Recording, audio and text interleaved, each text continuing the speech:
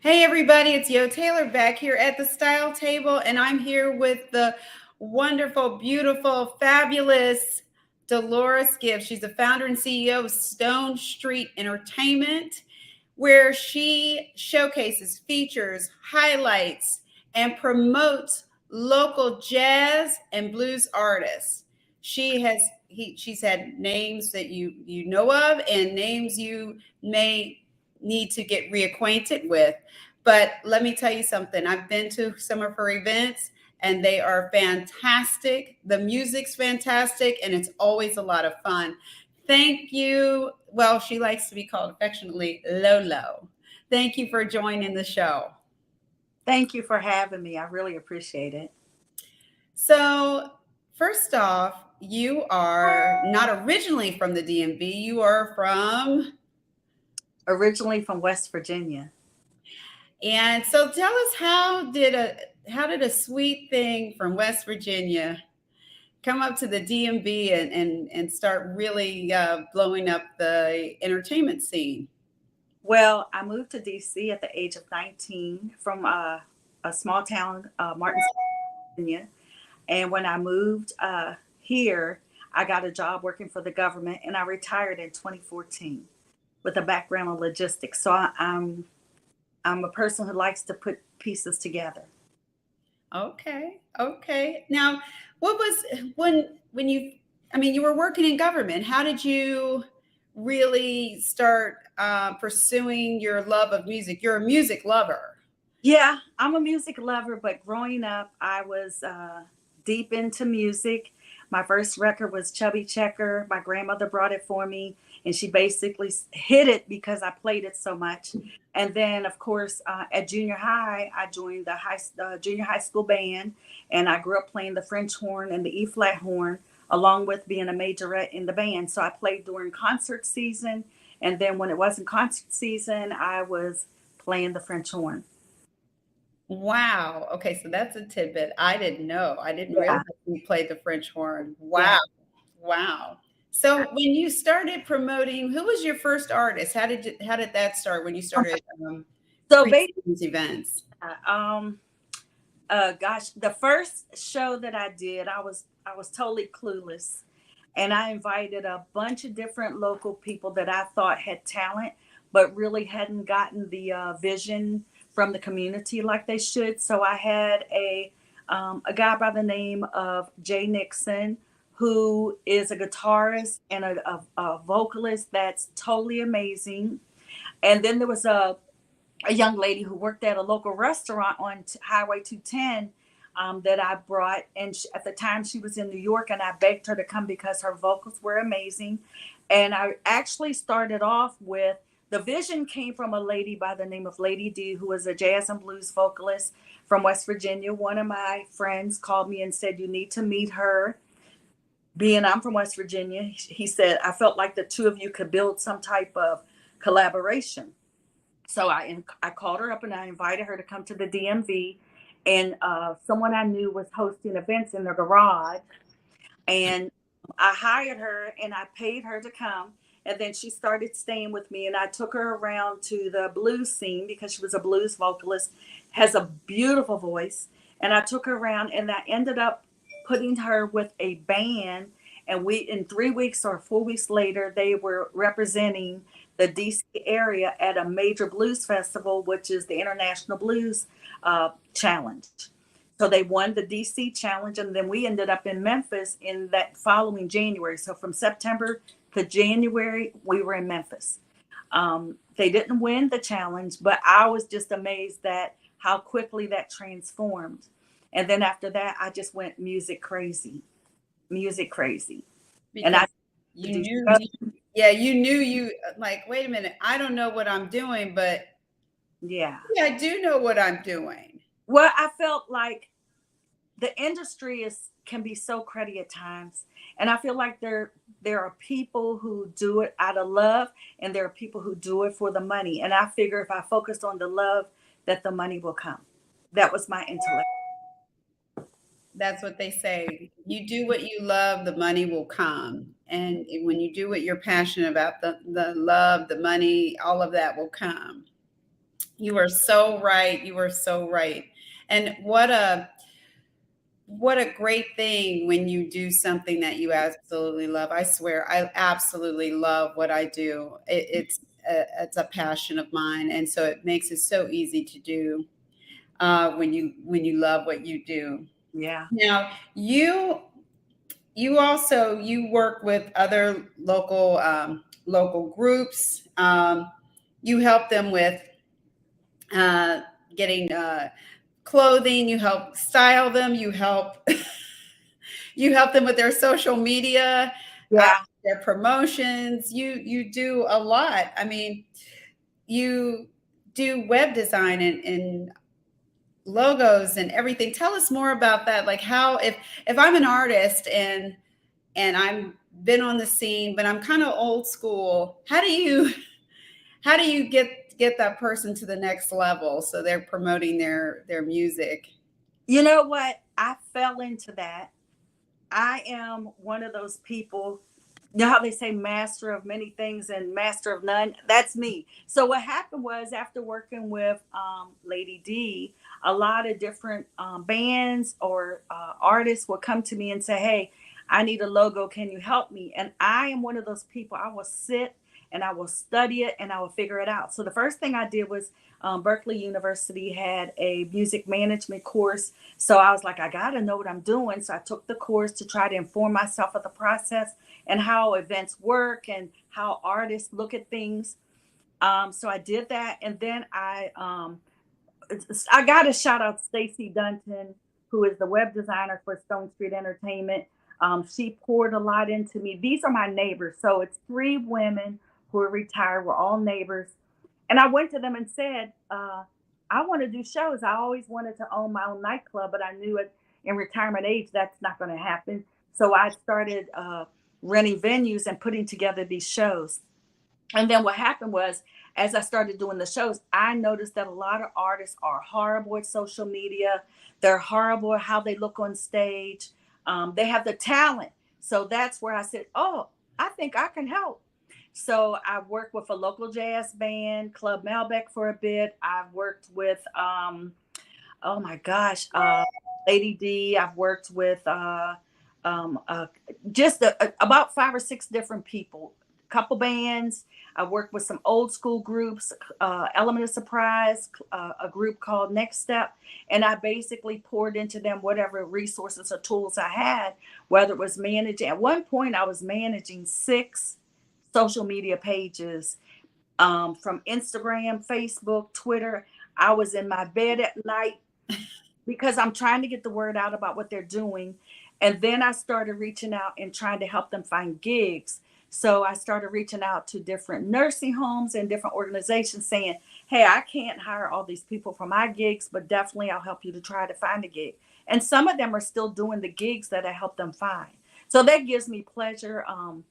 Dr. Nick of WPFW once said to me that his bottom line was he wanted to be known as a person who helped others. I'm that same person.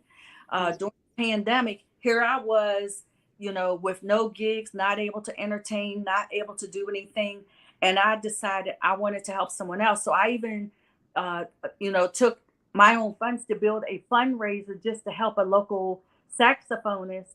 I basically went, contacted a venue and said, I want to rent your stage.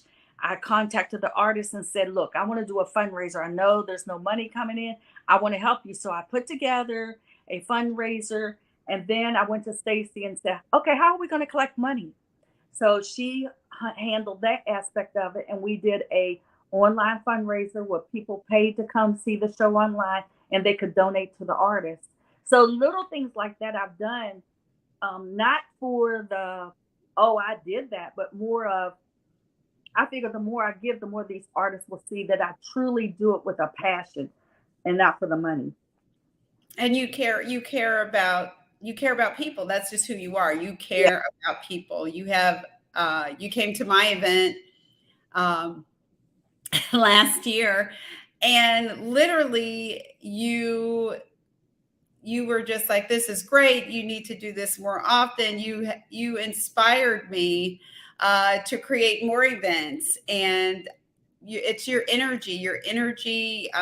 You're like a life force. You're Thank you're a life force for people. So I'm sure these entertainers are just like, wow, this is great. This is great. I so appreciate you. You guys, I went to her birthday party. She had 5 different acts perform for her just you. because. Unexpectedly.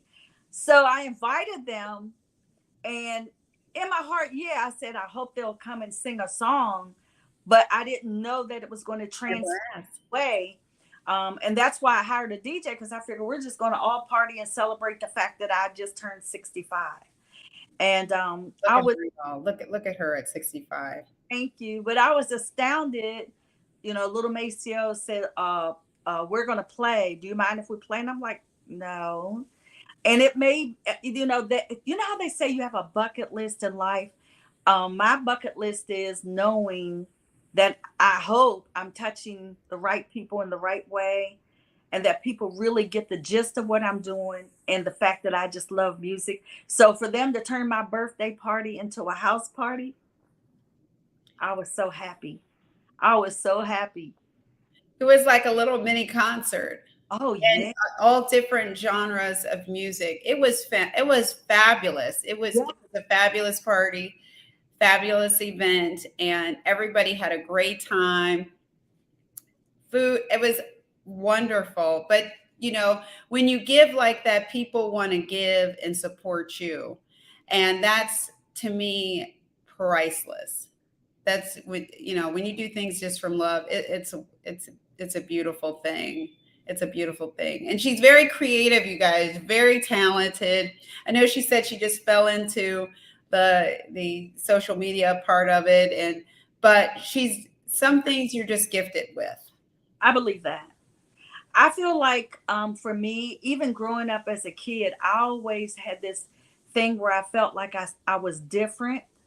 And the good part about doing the shows and the events, I get to embrace that difference.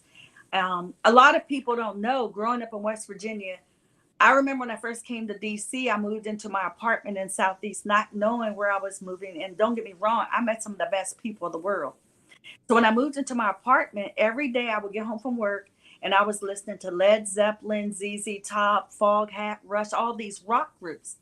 And I'll never forget, I was taking my trash out, and this guy came out of his apartment and he said, "Oh my God, you had us scared."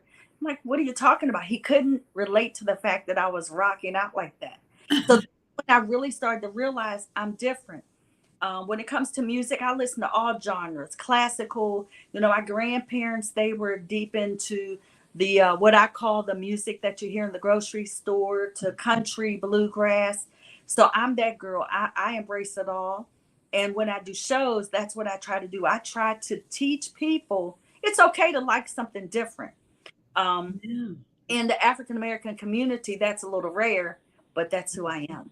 That's just who I am. I like to teach people to come out and forget about your problems, just have a good time and let your hair down. And if the music hits your hip bones, as I always say, we do music for your hip bones. So if the music hits your hip bones, I want you to get up and dance, not worry about who's watching.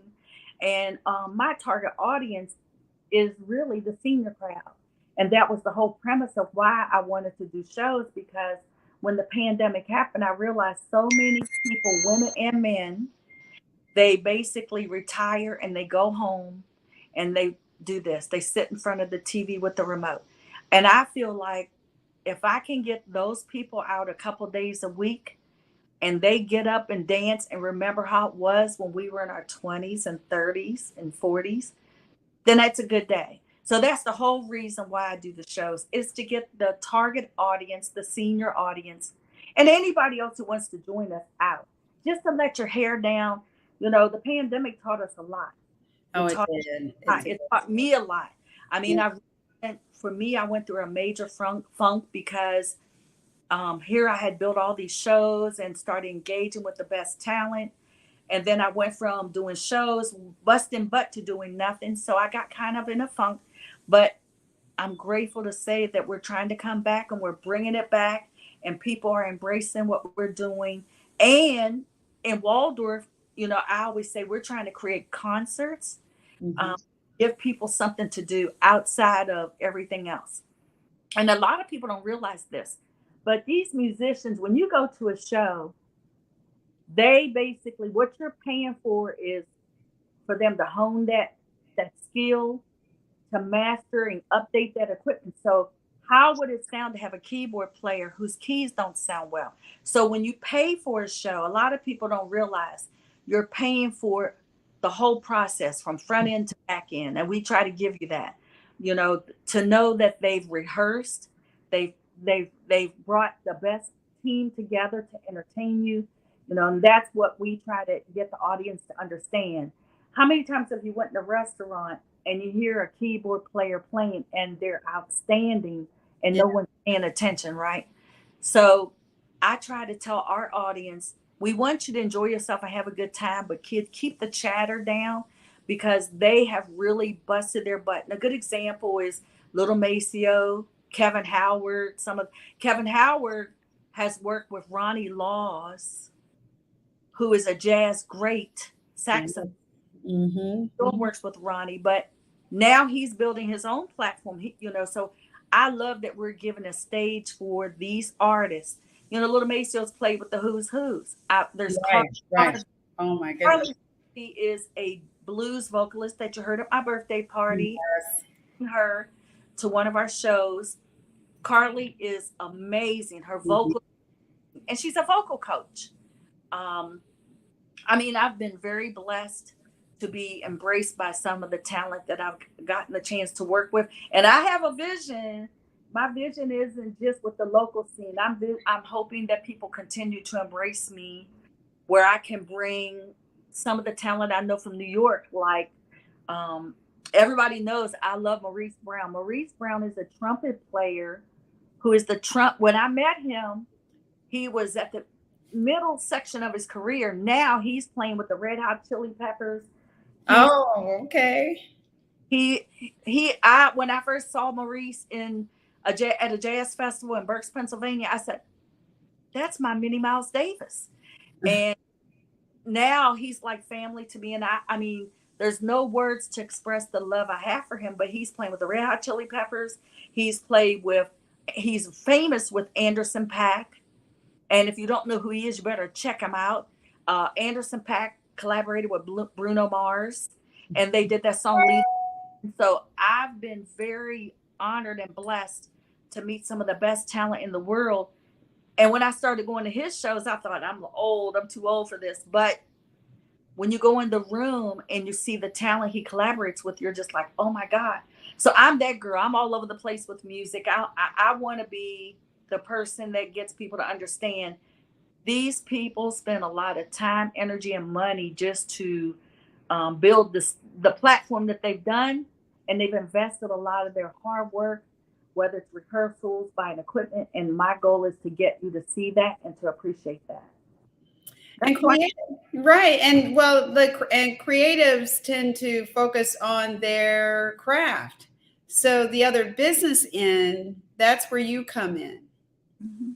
That's how you get them connected to the people who are not only are going to just come and they're going to come and really enjoy the music. They're going to be quiet and listen to the music and really respect the art.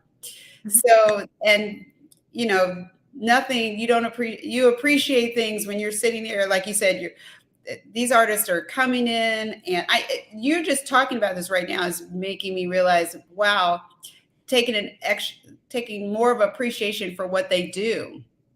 The rehearsing.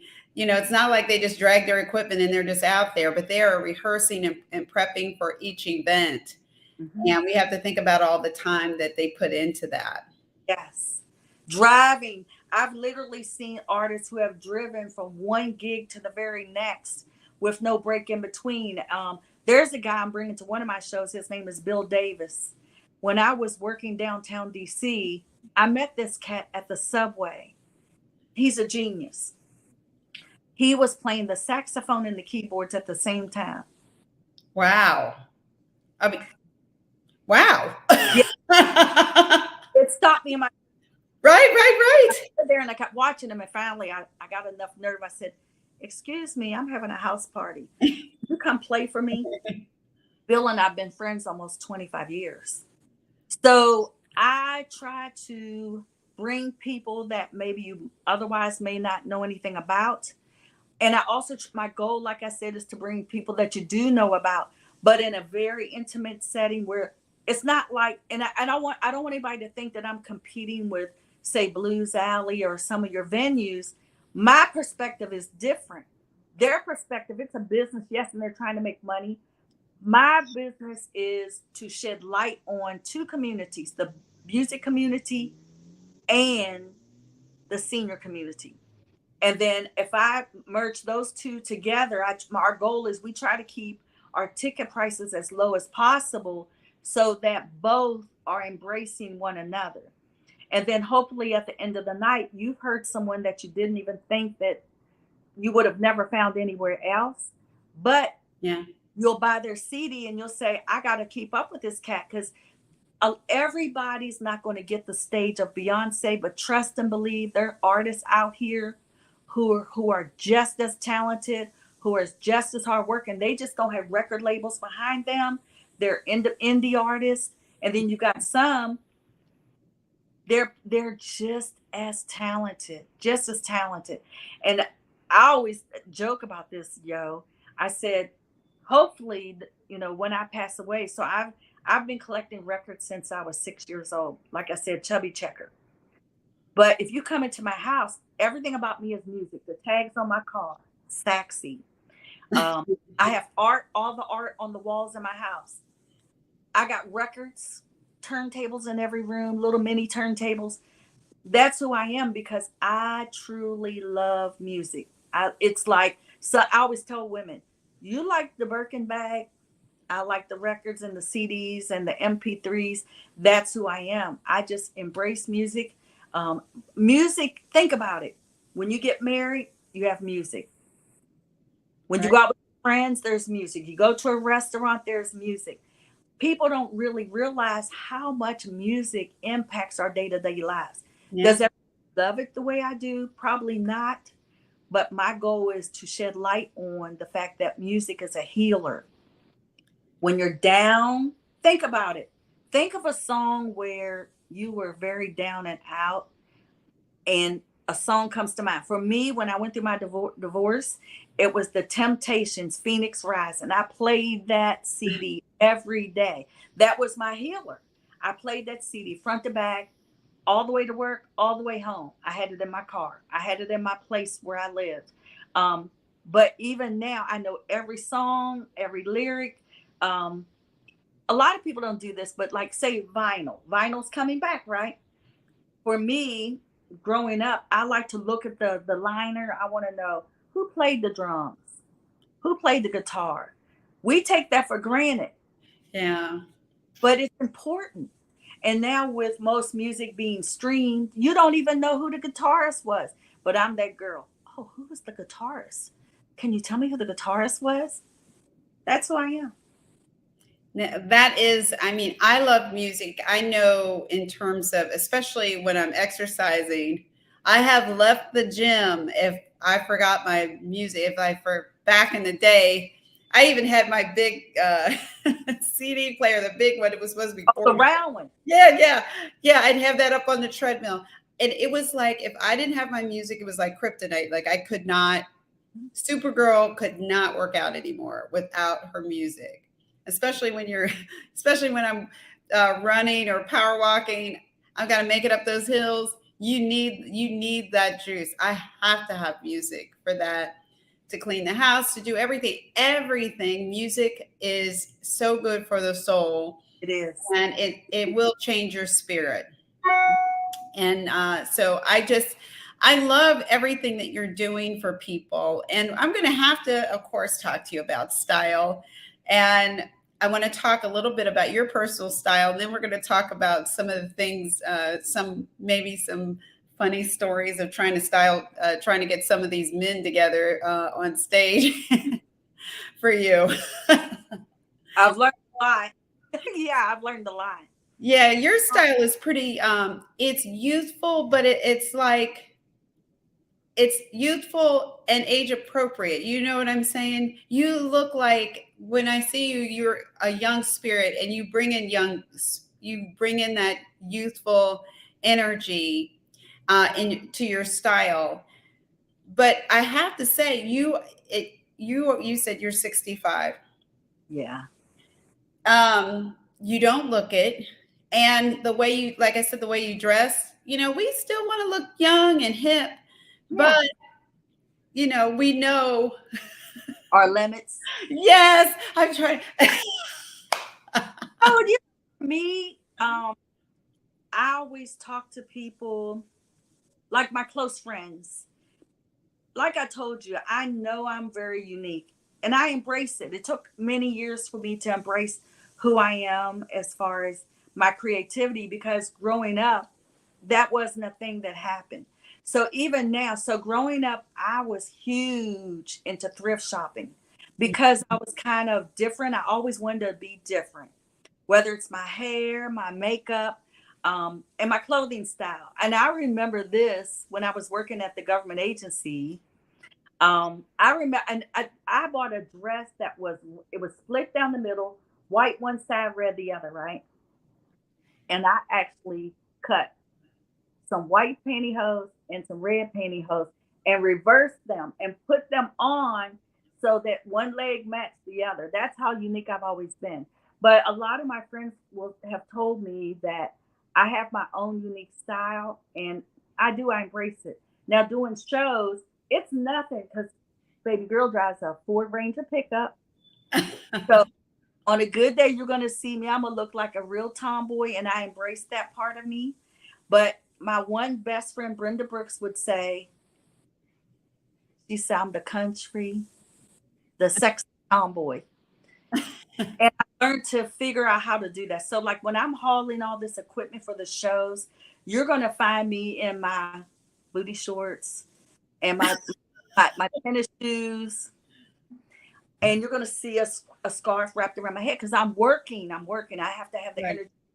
But when I do my shows, I try to represent my brand real well in a simple way. So, like today, the dress I'm wearing, I find that I don't spend a lot of money on clothes because I'm not a traditionalist like a lot of my friends. They're the Ann Taylor people. I'm not that girl. So I try to keep it very simple, basic colors. My favorite color is black. I wear it too much. Listen, Black and white, I wear it too much, but I love them. I didn't mean same here. So I keep it simple. And then as far as shoes, everybody knows I'm still fighting because I love stiletto heels. I love them, tons of them, but I still wear them.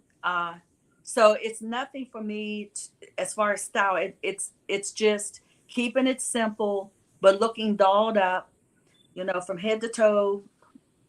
You might see me tomorrow and I'll have a very short look in my hair. And then the next day I have hair way down my back. But that's who I am and I embrace it. And the same way with the clothes. So I try to coordinate the hair and the style as one, but during the events I wear more flat shoes because you'll see me running around making sure things are done. So I tend to wear, I'm the queen of bling. I feel a little bling can't go wrong. So I like shoes with a lot of bling, and then I keep simple style with dress. Because at the events you're promoting, people expect you to have some bling. They expect Yeah. it's all a part of the entertainment business. Yeah. But the practical part of you love your stilettos. You walk in the door with the stilettos, but you'll be running around, so you have to wear flats. Yes. And I love women who are, many people who are older, they start saying, and I'm one of them. I'm full competitive. I'm slowly transitioning all my shoes to under 3 inches. But there are a lot of women who still love their stilettos forever.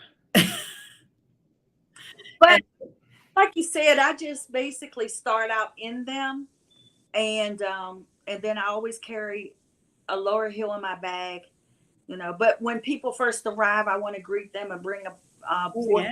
person possible. And I try to go around and greet everybody and thank them for supporting what we're doing, because a lot of people don't know who I am or who we are doing these events. But usually by the end of the night, I try to go around and thank everybody. I do little simple things like I give out door prizes. I probably do a lot more than most promoters that I know of, but I'm a personalized person. I like being personable with people, and I like them to understand what they're buying into and why we're doing what we're doing. I mean, there's been times I've given away sound systems, you know, small ones. Yeah, yeah, I'm that girl. But but I do that because with seniors, you want them to feel good about coming out, because when you're retired like myself, you know, when you get paid at the first of the month, you got to make that work for the whole month. So Right. for them to come to a couple shows a month with me, I got to thank them for that. So I do. That brings you joy. Now, before we leave, we have to hear. Do you have any funny stories about trying to dress? Probably, probably the men, the most trying to help them think through how they're going to show up on stage. Have you had Well, a you know mix what? of that? Yeah, yeah. I think a lot of artists, you know, my biggest pet peeve is appearance, right? And how much effort it takes for you to get on my stage. Now, a lot of artists, now, yeah, if they're playing outside for an event. So I did like a private event, and I try to help artists get gigs. And I had talked to the band manager, which I knew most of the band, and I said, look, can you dress nice? Because the person that this is for is a birthday party. It was for a 65th birthday party, and I helped them to get the gig. And I told the band manager, please dress in all white or all black, because the party was an all white affair. And so when they first showed up and I looked around, I'm like, oh my God, they didn't do it. But some of them had went and changed their clothes. But I really wish that, and I feel like with branding, your appearance is part of the brand. And I think a lot of artists sometimes forget that point. They fail to realize when people see you on stage, depending on what stage you're on, that matters. So when I first got with one of the old school R&B groups, I love them because they get the message. They always look sharp in their suits. But I went to Macy's one day, and when I went to Macy's, it was around the holidays, and I saw this nice sequins jacket. I'm not saying everybody should wear a sequins jacket, but that style fit that group that I was working with. And Hmm. so I was like, look, y'all, look, I took a picture. Y'all got to get this jacket. You got to get this jacket. At the time, there were 3 men in the group. But believe it or not, they were like, they loved it, and they went and got the jacket. And I was so grateful. But there's some artists, um, you know, because we're dealing with egos, you don't want to make them feel as though you're telling them what to do or how to do it. So you got to do it in a way where it's like, you know, have you thought about so and so? And then you plant the seed and just hope that it digests. But so I love from the front of the event all the way to the back story. I do. Helping artists to just recognize that people notice these things. And I've had that happen where I've done a show and someone says, well, it looked like he just came from a cookout. So Right. So you have to provide guidance. And the reason why I say guys is just because, usually women we kind of already got that part, we kind of got that part down, but guys can be a little bit, particularly older gentlemen can that part you need to it's share. like I here for the fashion, I'm here to play the horn or play. Right. But what they fail to realize, if I'm selling a high end or quality event, that goes from the beginning to the end. And that's, you know, in most cases, I'm like, can you just wear a white, or can you wear a nice Mhm. shirt, whatever? Women are a little different. You know, women are always known to want to doll up. And that bothers me too. Even with my events, I always say, can you, dress your best, dress to impress, because sometimes people don't understand that You know, especially if you're single and you're coming to an event, you never know the person you meet maybe at that event. But if you come in, you got to be your best self, right? So I just try to get. Right. And women are known to go out and want to dress nice, even if it's a beautiful sundress.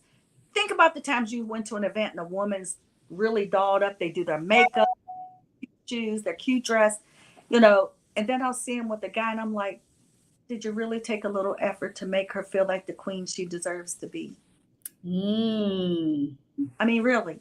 I think about all of that. And I'm not saying that everyone has to go out and buy a suit or a tuxedo, but just I feel like if we all took a little effort just to represent ourselves, where I think society has kind of dumbed down the appreciation of looking good. Right. I agree. I agree. It's a whole different thing. I'm hoping, I think we're starting to move in the different direction because we were locked down for so long and looking Yeah. tired for so long. Now we're out and we're ready to get out and show off a bit. Before we go, Lola, we need you to tell us about your next event, when and where.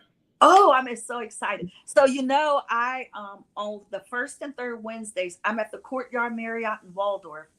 I've been there for the last couple months trying to bring back Stone Street. So we do the first and third Wednesdays. We feature DJ Greg, who is a phenomenal DJ who plays nothing but the old school music for the hand dancers, the line dancers. You know, people just want to come out and dance, 40 plus crowd. And then this coming Friday, the following Friday, we're going to have Little Maceo Funk come back. Now, if you go on our social media, Instagram, Stone Street Entertainment, Facebook, Stone Street Entertainment, or our website, ssmusic.com, you'll see that people love that entertainment that he presented. People were up, they were dancing. It's a real jazzy, funk-filled show. And he goes out of his way to get you on your feet to have a good time. Now, the last show we had to bring it in because of rain. But this show, I'm hoping the weather permits that we can bring you out on the patio. I even pay for someone to create a dance floor because older people were like, hey, you know, dancing on carpet's a little hard. I'm not sure if we'll have it at this particular show, but all we want you to do is come out, bring your hip phones, baby, and let them work. That's all we want you to do and have a good time. Our tickets are on sale at Eventbrite. And if you can't figure out where that is, you can go to SS Music. There's a link. It'll take you to the show. All right, you guys, there you have it. Lolo, thank you so much for sharing your time, your treasures, your talent, and sharing with us when your next event is. You guys know where to find me, Yo Taylor at the Style Table. I'm on Facebook, Instagram, LinkedIn. This will be aired on YouTube. As you know, we're on YouTube. Please subscribe to my YouTube channel at the Style Table LLC. I appreciate you. We will see you next Monday on My Style Mondays, every Monday at 7 p.m. Bye, you guys. Thank you.